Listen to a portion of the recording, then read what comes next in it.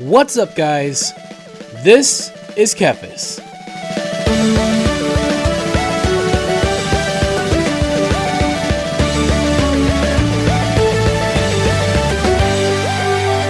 Welcome to Class Course, where we take a brief look at a specific class specialization from World of Warcraft and break down their core rotation.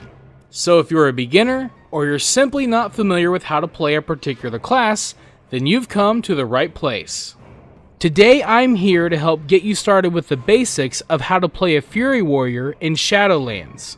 As a Fury Warrior, your primary goal will be to maximize the amount of time that you are enraged, and this goes hand in hand with your ability to efficiently generate rage. So first, let's go over the abilities that you will use to generate rage. The most important ability that you have for generating rage is Bloodthirst. Now, Bloodthirst actually does a lot. It deals some damage, it heals you slightly, and it also generates rage. But the reason why it's so important is because it has a small chance of causing you to become enraged. When you become enraged, your damage will be increased for a short time. Now, Bloodthirst has a cooldown, so you want to try and use it as soon as it becomes available. Along with Bloodthirst, you have another ability with a cooldown, Raging Blow. Now this ability will not cause you to become enraged, but it does generate rage. On top of that, it has a small chance of resetting its own cooldown, and its cooldown has 2 charges. So if you have 2 charges of Raging Blow, using it takes priority over Bloodthirst. But if you only have 1 charge to use, then Bloodthirst takes priority. Essentially, you want to try and make sure that you're not sitting with 2 charges of Raging Blow at any time. Next up is Execute. Like the previous abilities, this one will generate rage and it has a cooldown. But unlike them, it can only be used when your target is below 20% health.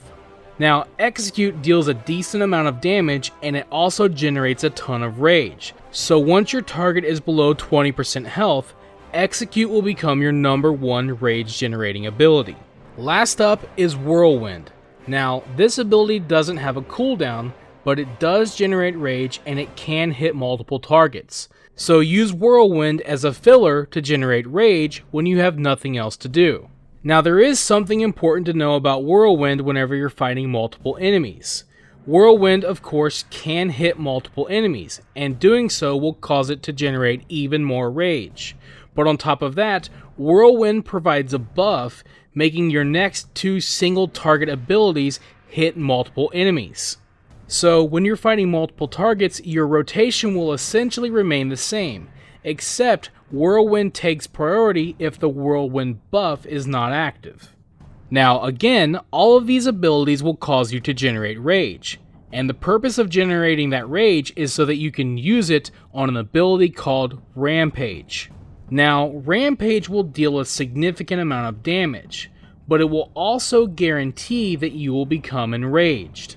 So once you've generated enough rage, using Rampage becomes your number 1 priority. You absolutely want to make sure that you use Rampage before you max out on rage.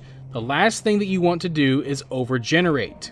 The more rage you generate, the more Rampages you can use, and the more you'll be enraged.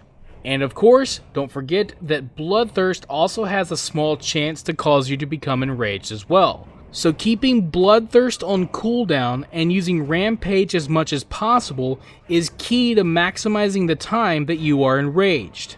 Now, Fury Warriors have 1 primary offensive cooldown, Recklessness.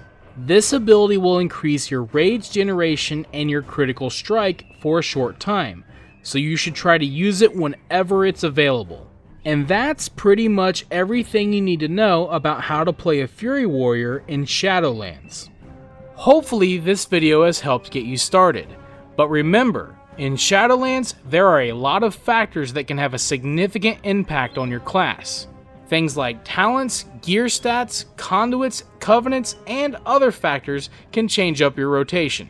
So if you would like to delve deeper and learn even more about your class, then I recommend checking out the class Discords, and I will provide a link to them in the description below. Thank you for watching this video. If you enjoyed it, let me know by clicking that like button. and feel free to share it with your friends so they can enjoy it as well. And if you'd like to see more videos, you can subscribe to the channel and click on the bell icon to be notified as soon as new videos are posted. You can also follow me on Facebook, and if you'd like, you can support my work on Patreon. Links to all that stuff can be found in the description below. This is TheKephas. Until next time.